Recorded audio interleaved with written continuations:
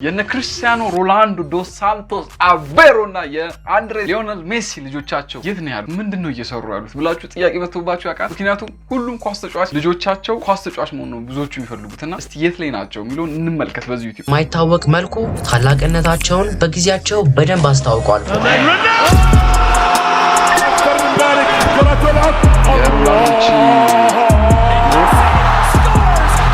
ግን ልጆቻቸውስ ከአባቶቻቸው የወረሱትን የእግር ኳስ ስም እያስቀጠሉ ነው ወይስ ከአባቶቻቸው ታዋቂ ስምና ሀብት ስር ታንቀው ቀርተዋል? እንግዲያውስ የእነዚህን የእውቅ ተጫዋቾች ልጆች መዳረሻ ስንዳስስ እስከ መጨረሻው አብራችሁን ቆዩ።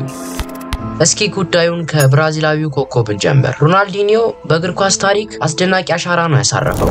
ያልተለመደው የአጨዋወት ስልቱ በብዙዎች ዘንድ ተወዳጅነትን አስገኝቶለታል። በብዙዎች ዘንድ ስላችሁ ተቀናቃኞቹን ደጋፊዎች ዘንድም ጭምር ማለቴ ነው። የናይኪ ማስታወቂያውና የዚህም በቃ ሃይላይቱን ስታየው ነው በቃ የሚቆጭ የሶዬ እስከዛሬ እንዴት ነው ያልተጫወተው ብለ የአስደናቂ ችሎታው መታያ የሆነው ዩቲዩብ ሃይላይት እንደ ሜሲና ኔይማር ያሉ ታላቅ ተጫዋቾችን አነሳስቷል። መቼስ ልጁም ተመሳሳይ ችሎታ ይኖረዋል ብሎ መጠበቅ ምክንያታዊ ነው አይደል? ግን ሮናልዲኒዮ ከልጁ ጆዋ ሜንዴስ ጋርም ሆነ ከእናቱ ጋር የተቀራረበ ግንኙነት አልነበረውም። ምክንያቱም ሮናልዲኒዮ በአውሮፓ ሳለ የነበረው የጭፈራ ህይወት እነሱ ተስማሚ አልነበረም። ይህም ማለት ሮናልዲኒዮ ልጁ ከተወለደበት ጊዜ ጀምሮ ሁሌ አብሮት አልነበረም። ይህም ልጁ ነጭ ወረቀት ሳለ በላዩ ላይ በደማቁ የመጻፍ አጋጣሚውን አሳጥቶታል። እርግጠኛ ነኝ እናንተም ይህን ቪዲዮ ላይክ የማድረግ አጋጣሚ ማጣት አትፈልጉም። ስለዚህ ይሄን ቪዲዮ ሁላችሁም ጋይሶች ይሄን ቪዲዮ ላይክ ማድረጋችሁ እንዳረሱ፣ ሐሳብ አስተያየታችሁ ደግሞ ኮሜንት ላይ እያንዳንዳችሁን ነው ማነበው። ቪዲዮ ላይክ አድርጉ። እግር ኳስን የምታፈቅሩ ከሆነ ደግሞ ቡድኑ ጆዋ የአባቱ አይነት ችሎታ እንደሚኖረው ተማምነው ነበር። ቀስ በቀስም ለብራዚሉ ቡድን ክሩዜይሮ የ6 ዓመት ፕሮፌሽናል ኮንትራት ፈረመ። ነገር ግን ኮንትራቱ ያን ያህል አልቀጠለም። ምክንያቱም አውሮፓ አሁንም ከአባቱ የቀድሞ ቡድን ጥሪ ቀረበለት። በዚህም በ18 ዓመቱ በዓለም ከሚገኙ ታላቅ ክለቦች መካከል አንዱ ለሆነው ለባርሴሎና ፈረመ። በዛም በነበረበት መስመር አሪፍ ችሎታ ቢያሳየም አካዳሚውን ማስደነቅ ባለመቻሉ በ2014 ለበርሊ አሳልፎ ተሰጠ። ለበርሊም ለ21 ዓመት በታች ቡድን እኔ ግን ማምኖ ጋይሶች እግር ኳስ ተጫዋች በጣም ከድህነትና ከታች ከኢኮኖሚ በጣም ከወረደ የመጡት ናቸው እንዳለ አብዛኞቹ የሚሳካላቸው። በጣም በምቾት ያደገ ልጅ እንዴት ነው እግር ኳስ ተጫዋች ሊሆን የሚችለው? እንዴት አይነት እንትን ፍላጎት አምቢሽን እንዴት ይኖረዋል? ብዙ ጨዋታዎችን ቢያደርግም 24 እና 25 ሲዝን መገባዳጃ ላይ ተለቋል። እስካሁን እንደሚታየው የአባቱን የከፍታ ደረጃ መንካት ራሱ አልቻለም። ግን አያታችሁም ሆነ አባታችሁ በእግር ኳስ ስማቸውን ያስጠሩ ከሆነ ምን ያህል ጫና እንደሚኖርባችሁ ታውቃላችሁ? ይህ የዳንኤል ማልዲኒ ታሪክ ነው። አያቱ ሲዜር ማልዲኒ 4 የሴሪአ A ዋንጫዎችን ያነሳ ጣሊያናዊ ተጫዋች የነበረ ሲሆን አባቱ ደግሞ የአያቱን እጥፍ 7 የሴሪአ A እና 5 የሻምፒዮንስ ሊግ ዋንጫዎችን ያነሳ በእግር ኳስ አሉ ከተባሉ ተከላካዮች ውስጥ አንዱ የሆነ ተጫዋች ነው። ስለዚህ አባቱ የአያቱ ስኬት ያሻሻለ በመሆኑ ዳንኤል ማልዲኒ ከአባቱ ተሽሎ ይገኝ ይሆን የሚለው አይኑ ውስጥ ከቶት ነበር።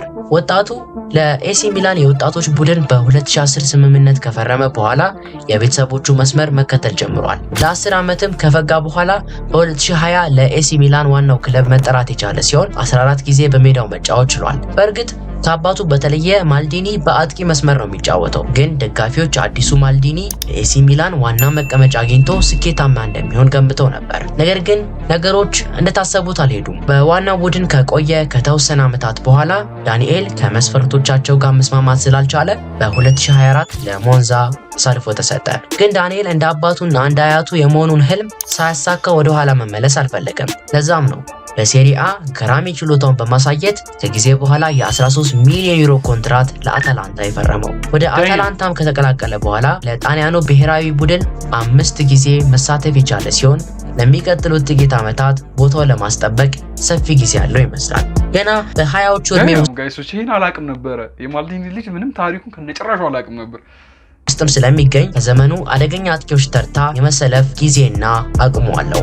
ግን ሁሉም ተጫዋቾች የአባቶቻቸውን ስኬት እያስቀጠሉ መኖር አይችሉም። የቤክሃም ልጅ ሮሚዮ ገና በ22 ዓመቱ ነበር እግር ኳስን በቃኝ ያለው። ምክንያቱም የአባቱ በእግር ኳስ ብቻ ሳይሆን በፋሽኑም ዓለም የነበረው እውቅና አንቆ ሳያስቀረው አልቀረም።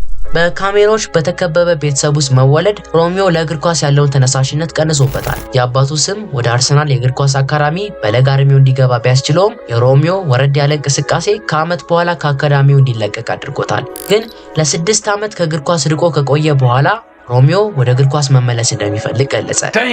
ያያችሁ ነው ጋይስ። ለዚህ ነው ቅድም መጀመሪያ ላይ ያልኳችሁ ፕላን ቢ አላቸው። እነዚህ በጣም የተመቻቸ ያደጉ ልጆች የእግር ኳስ ተጫዋች ልጅ ነው፣ አባቱ ሚሊዮነር ነው። ያደገበት ሌቭል ፕላን ቢ ፕላን ሲ ይሰጠዋል። ይሄ ካልተሳካ ይሄን ሞክራለሁ። ግን ከታች የሚያድግ ልጅ እና አሁን ለምሳሌ እነ ቤካም እነ ማልዲኒ ኳስ ተጫዋች ሊሆኑ ሲል ፕላን ቢ የሚባል ነገር የላቸውም። ኳስ ተጫዋች ስኬታማ መሆን እና እሱ ራሱ የተለያየ አይነት ኢንተር ማያሚ ባለቤት የሆነው አባቱ ቤካም ልጁ በእግር ኳስ ላይ ትኩረት እንዲያደርግ በመፈለጉ የኢንተር ማያሚ ተጠባባቂ ቡድን አስፈረመው። ለአባቱ ቡድን 26 ጨዋታዎችን ከተጫወተ በኋላ ወደ አውሮፓ በመመለስ ብሬንትፎርድን ተቀላቀለ።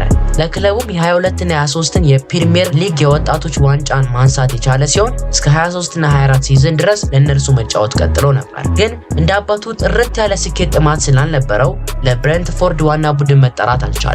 ስለዚህም በ2024 ክለቡን በመልቀቅና እግር ኳስን እርግፍ አድርጎ በመተው ለአንድ የፋሽን ካምፓኒ ፈረመ። ግን የሮኒ የመጀመሪያ ልጅ ፕላን ቢ ይባላል ሊሳካለ ይችላል። ግን በኳሱ ፕላን ቢ ያለኝ ብሎ ስለሚያስብ በቃ ትንሽ ያቋም ወረ ሲያጋጥመው ይሸሻል። ካይ ከቤካም ልጅ ሮሚዮ በተቃራኒ የአባቱ መስመር ለመከተል ችሎታው ያለው ይመስላል። አባቱ ዋይን ሩኒ የአውሮፓን የመንደር መንገዶች በአስደናቂ ችሎታው ከረገጠ በኋላ ከኤቨርተን ወደ ዩናይትድ በመምጣት 5 ፕሪሚየር ሊግ እና አንድ ጋይስ እኔ ዩናይትድን ደጋፊ ነኝ እንደምታውቁት እና ሩኒ በጣም አስተዋጽኦ አድርጓል ዩናይትድን እንደግፍ ቻምፒየንስ ሊግ በማሸነፍ ታሪክ የቀየረ ታሪካዊ ተጫዋች ነው። ገናም በለጋዎቹ እድሜዎች ጥሩ አራዮች ቢኖሩት ኖሮ ከነበረበት በላይ ይሆን ነበር። ከጉርምስና እድሜው ጋር ታዋቂነት ሲደመርበት ህይወቱን ከባድ አድርጎበት ነበር። ግን ልጁ ከእንደነዚህ አይነት ችግሮች ጋር መጋፈጥ አያስፈልገው፣ ምክንያቱም በአባቱ ትግል ተጠብቆ ስላለ። ካይ በ2016 የዩናይትድን አካዳሚ የተቀላቀለ ሲሆን አባቱ በአሜሪካ መጫወት ሲጀምር ግን ወደ ሌላ አካዳሚ ተዘዋወረ። ወደ አውሮፓም በ2020 ሲመለሱ ካይ ወደ ዩናይትድ ተመለሰ። ከዚያም ወዲህ እሳት የላሰ ሆነ። ልጁ የአባቱ አይነት ጠንካራ ችሎታ፣ ምርጥ ያጫወት ስልት እና ወዳጃዊ ባህሪ አለው። አሁን ባለንበት ዓመትም ለዩናይትድ ባስቆጠረው ጎልና 24 እና 25 ሲዝን ለ18 ዓመት በታች የዩናይትድ ቡድን የፕሪሚየር ሊግ ዋንጫውን እንዲያነሱ ያደረጋቸውን ግብ በማስቆጠር ስም ማትረፍ ችሏል። ካይ ከእድሜው በላይ ለክለቡ በመጫወት የሮኒን ስም እንዳስከበረ ማስቀጠል የሚችልበት ሰፊ አጋጣሚ አለ፣ በተለይ ደግሞ የሮኒ ድጋፍ ሲጨመርበት። አሁን ግን በዓለም በጣም ታዋቂ ስለሆነው ልጅ ማውራት ሳይኖርብን አይቀርም። አባቱ ዓለም ላይ አሉ ከተባሉ ታላቅ ተጫዋቾች ማጅ እንግዲህ ክርስቲያኖ ልጅ መሆን በኢየሱስ ጋይሶች ያለውን ፍሪደም ምናምን እና በኳስ ተጫዋች ደግሞ ጫናው ኳስ ተጫዋች ሲሆን ደግሞ አስቡት ጫና አለው። በቃ በክርስቲያኖ ሌቭል ነው የሚታየው። መካከል ዋነኛው ነው። 5 ባላንዶር፣ 4 ቻምፒየንስ ሊግ፣ 7 የሀገር ውስጥ ዋንጫዎች ራሱን ከስኬትና ቻምፒየንስ ሊግ ፍሬንድ ካም ዳውን ቤቢ 5 ወደ ጎል ሱሰኛውሪነት ሲቀይር ያገኛቸው ስኬቶች ናቸው። የክርስቲያኖ ተፈጥሯዊ የእግር ኳስ ችሎታ እንዲሁ ጸጥ ብሎ የመጣ ሳይሆን የትጋቱና ከሜዳ ውጭ ያለው ጤናማ ያኗኗር ዘይቤው ውጤት ነው። ብዙ እውቅ ተጫዋቾችም እጅግ በጣም ንጹህ በሆነው ጤናማ ያመጋገብ ልማዱና የጨዋታ ዝግጅቱ ምንጊዜም እንደተደነቁ ነው። ለዛም ነው ልጁም እንደሱ ይሆናል ተብሎ የሚጠበቀው። ሮናልዶ እንዳለው ከሆነ ግን ልጁ ጁኒየር አንዳንዴ ከመስመር የሚወጣበት ጊዜ አለ። ግን ልጁ በታዳጊነት ህይወቱ በጁቬንቱስ፣ በዩናይትድ እና በአልናስር ጥሩ ጅማሮ አሳይቷል። ባለንበትም ዓመት ለፖርቹጋል ከ15 ዓመት በታች ቡድን የተጠራ ሲሆን የአባቱን ቁጥር 7 ማሊያ እንዳደረገ 2 ጎሎችን በማስቆጠር ክሮኤሺያን 3-2 በሆነ ውጤት አሸንፈዋል። አሁንም የባየር ሙኒክ፣ ዶርትመንድ፣ ኢንተር ሚላን እና ዩናይትድን ትኩረት መሳብ ችሏል። ይህ የ14 ዓመት ታዳጊ ከእድሜው በላይ 1.85 ሜትር በመሆን ከኩዮቹ ረዝሞ ሲታይ አንዳንድ ሰዎች እግር ኳስ ሳይሆን የኤንቢኤ ቅርጫት ኳስ ነው የሚሻለው ሳይሉ አልቀረም። በአባቱ ድጋፍ የትኛውንም ተጫዋች የመብለጥ ብቃት ይኖረዋል። ከሱ የሚጠበቀው ግን አንክሮ መስራት ብቻ ነው። ከአባቱ በላይ ለታዳጊው ስለ ሰውነት ብቃት፣ ስለ አይምሮ ጤንነትና ስለ እግር ኳስ ቴክኒክ ሊያስተምሮ የሚችል ሌላ ማንም የለም ማለት ይቻላል። ስለዚህ ሮናልዶ ጁኒየር አሁን ባለ ፕሮብሌም ኢዝ አሁንም ረሃብ ነው። በቃ ረሃብ፣ ይሄ የእግር ኳስ የስኬት ረሃብ እንደ ኖርማል ሰው አይኖራቸውም። እንደ ተንደላቆ ያደገ ስለሆነ በእግር ኳስ አባቱን ያለበትን ደረጃ ታውቁታላችሁ። ሁሉም ነገር አይቷል አባቱ። ልጁም አብሮት አለ እና ይሄን ነገር አይቷል እና የዚህ ጥማት የስኬት ጥማት ነው ትልቁ ነገር የሚሆነው። ይሄ ጥማት እስካለው ድረስ ምንም አይሆንበት ስኬታማ የሚሆንበት ነገር የለም።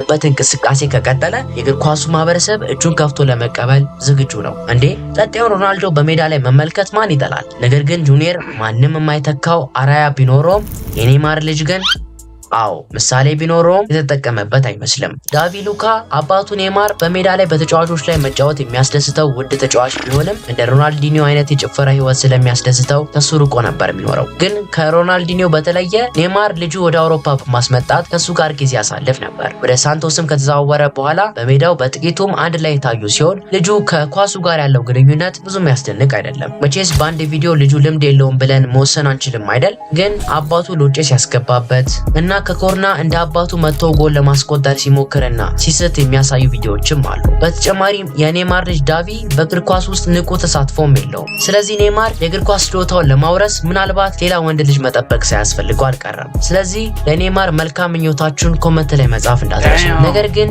የኔይማር የቅርብ ወዳጅ ሜሲ የእግር ኳስ ችሎታውን ለማውረስ ሌላ ልጅ መጠበቅ አያስፈልገውም። ምክንያቱም ልጁ ቲያጎ ሜሲ ጥሩ እንቅስቃሴ እያደረገ ነው። አባቱ 8 ባላንዶር 4 ቻምፒዮንስ ሊግ እና አንድ የዓለም ዋንጫን በመያዝ ታላቅነቱን ቢያስመሰክርም ልጁ ግን በሱ ስም እጁን አጣጥፎ ለመቀመጥ ፍቃደኛ አይደለም። ይህ የ12 ዓመት ታዳጊ አባቱ ለሄደበት ክለብ አካዳሚ በሙሉ ተጫውቷል። ከባርሴሎና ላማዚያ ጀምሮ እስካሁን እስካለበት ኢንተር ማያሚ የታዳጊዎች ክለብ ድረስ የአባቱን የማሊያ ቁጥር 10 እንዳደረገ አንዳንዴ ሜሲ በሜዳው ላይ የተጫወተ ያለ ይመስል የአባቱን መስመር እየተከተለ ነው። ነገር ግን እንደ አባቱ አይነት እድገት ለማግኘት ወደ አውሮፓ መዘዋወር ያስፈልገዋል። ግን እንደሚታየው ልጁ ተስፋ ያለው ይመስላል። ነገር ግን እነዚህ እግር ኳስ ማጭበርበሮች ሳይታወቁ የመቆየት ተስፋ ያላቸው አይመስልም። ለዛም ነው በስክሪኑ ላይ ያለውን ቪዲዮ በመጫን መመልከት ያለባችሁ። የዛሬው ቪዲዮን ይመስላል። ሁላችሁም እንደወዳችሁ ተስፋ አደርጋለሁ። ይሄን ቪዲዮ ደግሞ ሁላችሁም አንዳችሁም ሳቀሩ ላይክ ማድረጋችሁ እንዳትረሱ። በቀጣይ ደግሞ ያበደ ባንግ የሆነ ሪአክሽን እንመለሳለን። መቻል